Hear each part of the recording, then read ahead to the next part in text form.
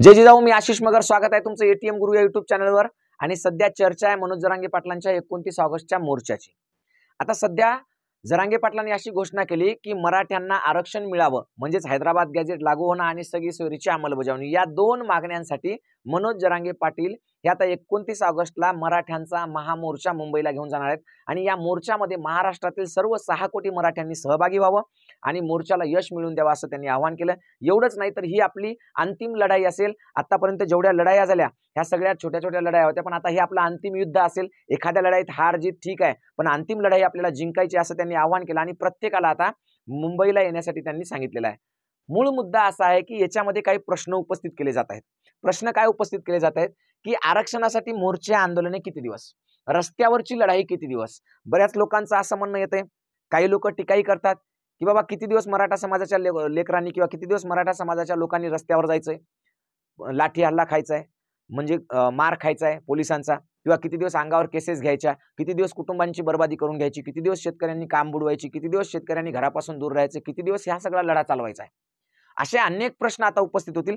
याच्यावरचं एक आणि एकमेव उत्तर आहे ते या व्हिडिओमध्ये मी तुम्हाला सांगणार आहे की नेमकं खरंच आता रस्त्यावरची लढाई लढणं क्रमप्राप्त आहे का, किंवा त्यातून काही निष्पन्न होणार आहे का, आणि किती दिवस हे सगळं चालणार, मोर्चे, आंदोलनं, केसेस, उपोषणं, आणि त्यातून काही निघणार आहे का.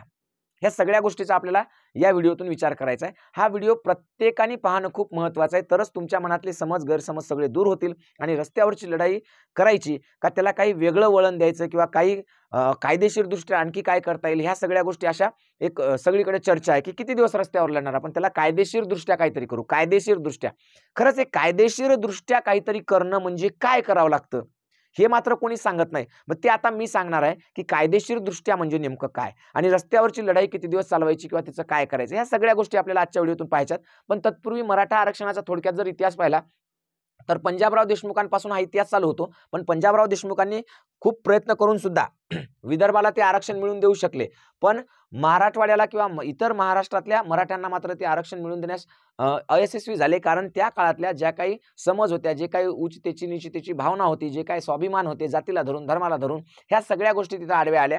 आता मूळ मुद्दा असा आहे की 1980 पासून हा लढा चालू आहे. हा काही लढा आजचा नाही, जवळपास 45 वर्ष या लढ्याला झाली आहेत.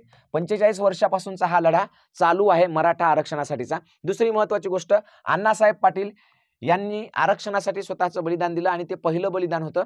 त्यांनी जवळपास मराठा समाजाला आरक्षण घोषित झालेलं होतं, म्हणजे मिळणारच होतं, पण ते अचानकपणे कॅन्सल झालं किंवा मिळालं नाही. अचानकपणे वेगवेगळ्या घडामोडी घडल्या. महाराष्ट्राचा मुख्यमंत्रीच डायरेक्ट बदलून गेला. म्हणजे आरक्षणाच्या वेळेला महाराष्ट्राचा मुख्यमंत्री रातोरात बदलण्यात आला. ह्या सगळ्या गोष्टी काही सोप्या नाहीत है की नाही. आणि त्याच्यामुळे मग त्यांनी काय केलं, स्वतःचं बलिदान दिलं. त्यानंतर मराठा सेवा संघ असेल, संभाजी ब्रिगेड असेल, यांची वेळोवेळी अशी मागणी होती की म्हणजे महाराष्ट्रामध्ये मराठ्यांना कुणबी म्हणून ओबीसीतलं आरक्षण द्यावं. त्यानंतर अण्णासाहेब जावळे पाटील, विनायक मेटे साहेब यांनी सुद्धा यासाठी भरपूर प्रयत्न केले. वेगवेगळ्या लोकांनी वेगवेगळे प्रयत्न केले, आंदोलनं केली, मोर्चे केली, आणि एवढं सगळं करून सुद्धा मराठ्यांना हक्काचं आरक्षण मात्र मिळालेलं नाही.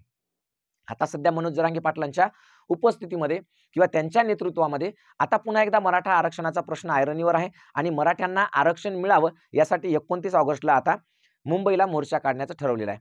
मग आता जे लोक म्हणतात की नाही नाही, कायदेशीर लढाई लढली पाहिजे, मनोज जरांगे पाटलांच्या मागे लागू नका, किंवा मनोज जरांगे पाटलांसोबत आंदोलनं, मोर्चे करून काही फायदा नाही, असं जे म्हणणारे लोक आहेत, आता याच्यामध्ये नेमकं खरंच कायदेशीर काय करता येतं, आणि मोर्चे आणि आंदोलनं किंवा उपोषणं किंवा रस्त्यावरची लढाई किती दिवस करायची, हे आपल्याला आता पाहणं महत्त्वाचं आहे. एक गोष्ट सगळ्यात सोपी साधी लक्षात ठेवा की बघा, रस्त्यावरची लढाई कुठपर्यंत, हा जेव्हा प्रश्न विचारला जातो ना, की म्हणजे रस्त्यावरची लढाई कुठपर्यंत, आंदोलनं कुठपर्यंत, मोर्चे कुठपर्यंत, उपोषणं कुठपर्यंत, केसेस कुठपर्यंत, काम बुडून असे मोर्चे काढणं कुठपर्यंत, कुठपर्यंत आपण हे सगळं करत राहायचं, तर याचं एक आणि एकमेव उत्तर आहे, जोपर्यंत मराठ्यांना आरक्षण मिळत नाही तोपर्यंत हे सगळं आपण करत राहायचं.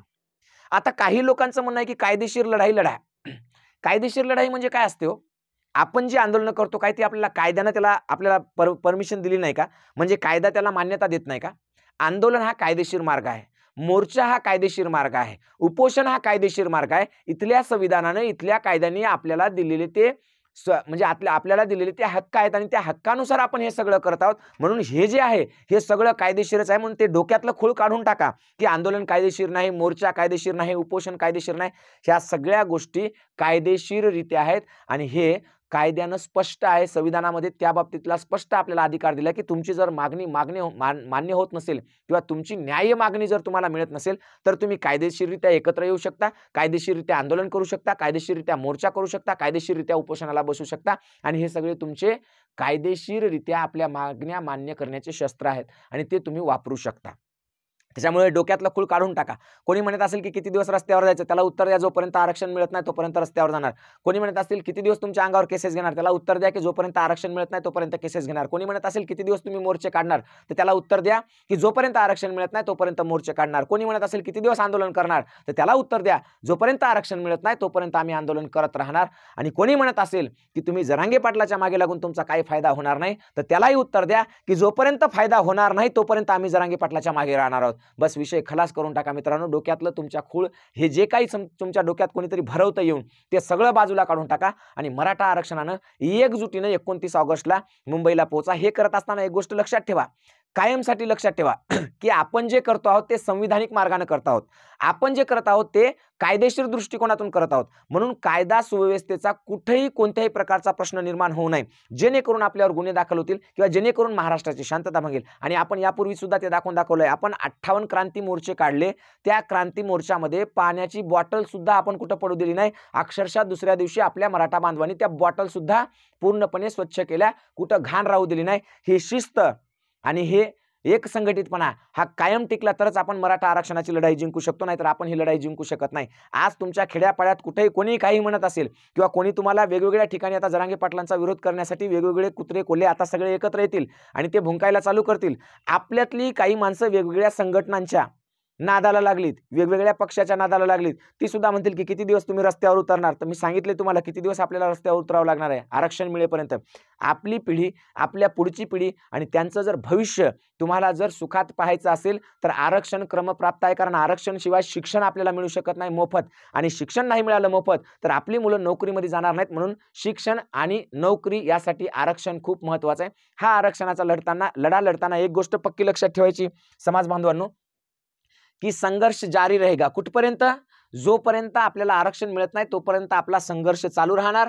कायदा सुव्यवस्थेचं पालन करून कायदा आणि सुव्यवस्थेचा कोणताही प्रश्न निर्माण होऊ द्यायचा नाही. आपण कोणाच्याही विरोधात नाही, कोणत्याही जातीच्या, धर्माच्या, समाजाच्या आपण विरोधात नाही, आपण शासनाच्या सुद्धा विरोधात नाही. जसं एक आई आपल्या बाळाला जर दूध पाजवत नसेल किंवा एक आई आपल्या लेकराला जर जेवायला देत नसेल तर लेकरू रडतं, हातपाय ताणतं. बस तोच प्रकार आहे की सरकार आमचं मायबाप आहे, आम्हाला फक्त आमच्या हक्काचं मिळावं म्हणून आपण आंदोलन करतो आहोत. बाकी आपण कोणाच्याही विरोधात नाही, सत्तेच्या नाही, सत्ताधाऱ्यांच्या नाही, पक्षाच्या नाही, कोणाच्याच विरोधात आपण नाहीत. आपल्याला फक्त आरक्षण मिळावं यासाठी आपला लढा आहे. म्हणून आपण कायदा आणि सुव्यवस्थेचे पालन करून घेतलं पाहिजे. संविधानिक मार्गाने निघणाऱ्या या आरक्षणाच्या लढाईत प्रत्येक मराठ्याने सहभागी होणे गरजेचे आहे.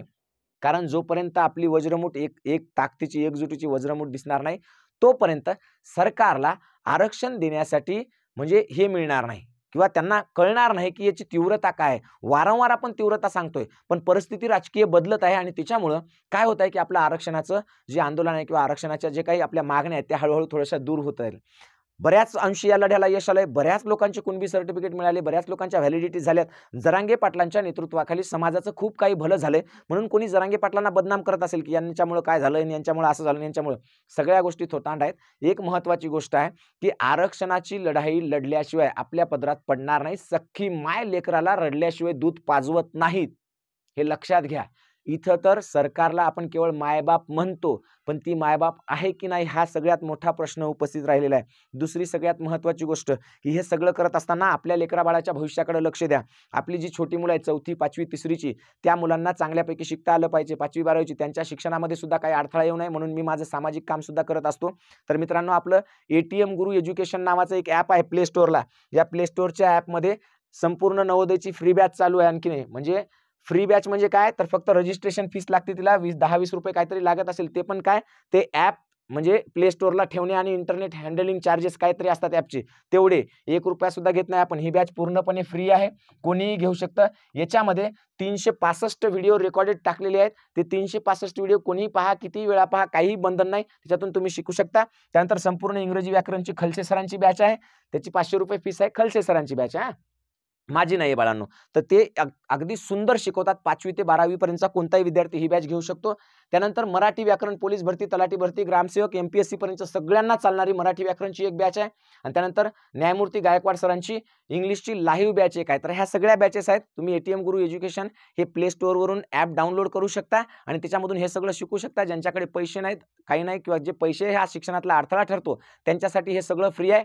कोणत्याही जाती धर्माचा भेदभाव नाही, कोणत्याही जातीतला, कोणत्याही धर्मातला. मी काही नाव विचारून ॲडमिशन देत नाही बाळांनो. त्याच्यामुळे जे कोणी म्हणतात की तुम्ही जातीवाद करता किंवा काही, तर मी फक्त माझ्या समाजाची मागणी मांडतो. ही मागत असताना मी संविधानिक मार्ग आणि कायदा सुव्यवस्थेचं पालन करतो. सगळ्यात महत्त्वाचं म्हणजे मला शिकवण्याचा छंद आहे, आवड आहे. मला असं वाटतं की महाराष्ट्रातल्या कोणत्याही वस्ती तांड्यावरचं कोणत्याही जाती धर्मातलं लेकरू शिक्षणापासून वंचित राहू नये म्हणून त्यांच्यासाठी मोफत शिकवतो. तर ज्यांना मोफत पाहिजे त्यांना मोफत सुद्धा आहे. काही बॅचेस आहेत दुसऱ्यांच्या जे मी विषय शिकू शकत नाही किंवा मला वेळ भेटू शकत नाही, ते त्यांच्या फीस सुद्धा आहेत. तर तुम्हाला जे योग्य वाटेल ते तुम्ही बॅच घ्या. आपल्या लेकरांच्या भविष्याकडे लक्ष द्या. परत एकदा सांगतोय, हा व्हिडिओ जास्तीत जास्त लोकांपर्यंत पाठवा आणि ATM गुरु चॅनलला सबस्क्राईब करा. धन्यवाद. जय जिजाऊ, जय शिवराय.